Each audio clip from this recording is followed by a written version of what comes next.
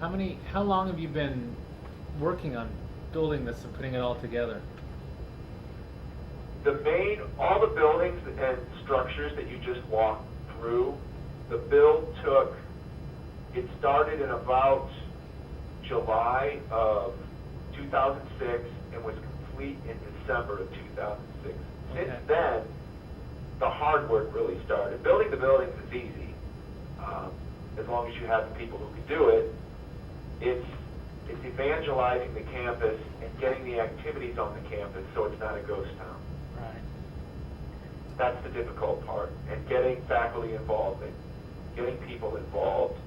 And it's pretty critical, too, that you can't just get them involved and throw them in. As most of you know, the learning curve in Second Life is a bit steeper than just opening up a browser. So people have to get comfortable with Second Life itself before they can actually begin learning in Second Life. The cognitive overload is a big issue. If you're sitting there worrying about how you fly and move, you're certainly not concentrating on the course content. So 6 months was our build. That said, it can be done much faster. This was initially done for us as an R&D project. It was about 20% of my time. And since then, it's probably taken a lot more of my time. I don't think we were prepared for the kind of attention that it was going to bring to our unit and the university as a whole, and the type of time it was going to take to really get out and evangelize and get people involved, talk to the press, do a variety of, we have training sessions now that go on with students on campus. In fact, my student employee just left to go do a training session for students and faculty on campus. So how involved have faculty been with this? I would say we have a select group of early adopter types who have been very involved, and maybe 10, 15 people who've been very involved, like are using it. Might have another group of 20 or so who I've spoken with, and I'm sure there's probably more who I haven't spoken with, who are knowledgeable of the tool. They know it exists. They may have avatars and have been in here, but they haven't put their toe in the water yet, or maybe they just put their toe in the water. They haven't jumped in the water yet. So, in terms of the early adopters, it's been a core group of 15 or so, and that's fine. Like I said, we don't want 100 people in here every day yet until we deal with some of the key issues.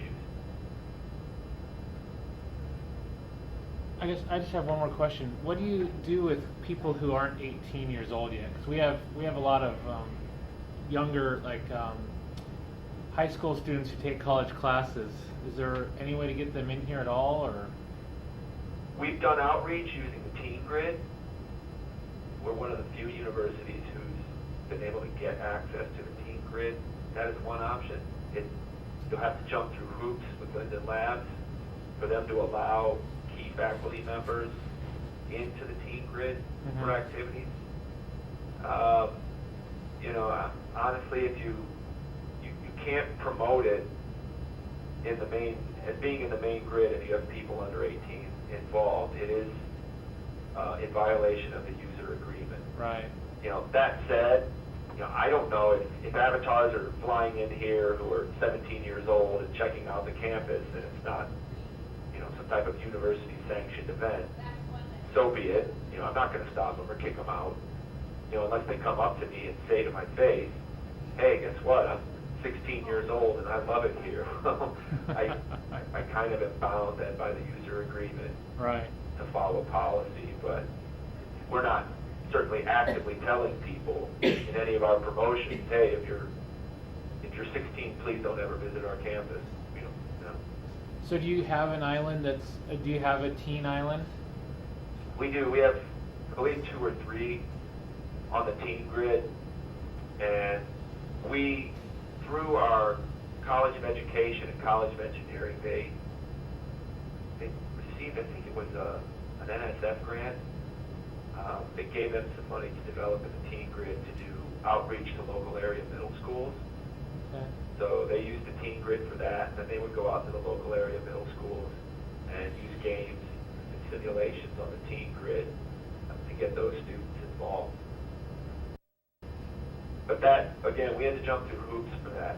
Sure. If you have an avatar that's on the teen grid, you can't be in both. You can only be in that grid. So, you would have to establish an alt avatar. There was only a teen grid avatar. You can't carry any of your inventory from the main grid to the teen grid. They're completely separate. Right. And, it's very tough to get into the teen grid, which is a good thing. Mm-hmm. I have kids. I don't need people. I don't need 18-year-olds in there talking to my kids. Right. Great. Thanks. Sure.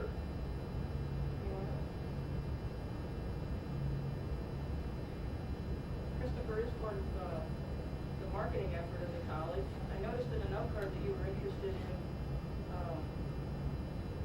how do you second life to market the campus. Could you talk a little bit more about that?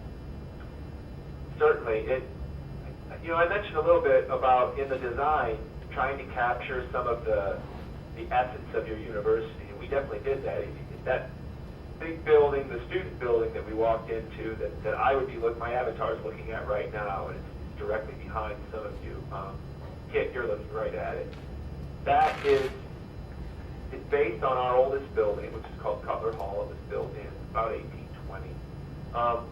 But that really captures, that building and some of the architecture on the others really capture the spirit, flavor of our campus. Having the Appalachian Hills behind us really capture it. It captures the essence of what it's like to walk around our campus, which for many on-campus students is very important. So I think you have to first, define what is the essence of your particular campus or campuses or your school, and how do you relate that in the three-dimensional virtual space. For us it was, we have lots of beautiful hills and trees and forests and things. So to kind of capture that flavor. But, different campuses are different. They have different things that are important. If science is an important part of your school's essence, well then, you would have different considerations and different visuals that you would want to capture and recreate to convey that essence. So I think that's very important first, to define that, how you're going to convey your essence. And then two, creatively using the channels that are available to us out there, such as YouTube, MySpace, Facebook.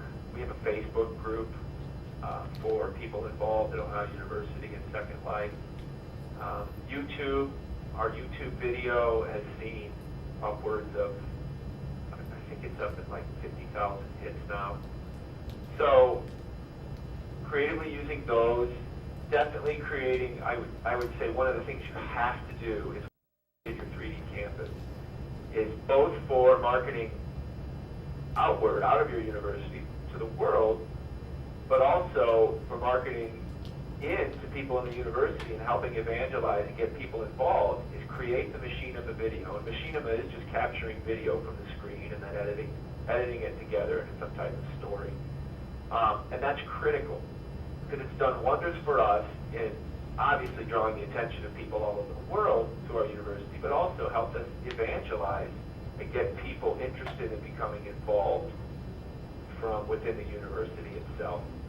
So that's really critical. I think along with your build, while you're building, if you're beginning to storyboard and script out your machinima piece, it will begin to get people interested, involved.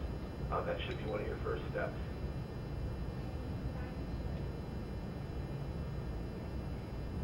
And with a capable artist like Kit there, you're not going to have any problems.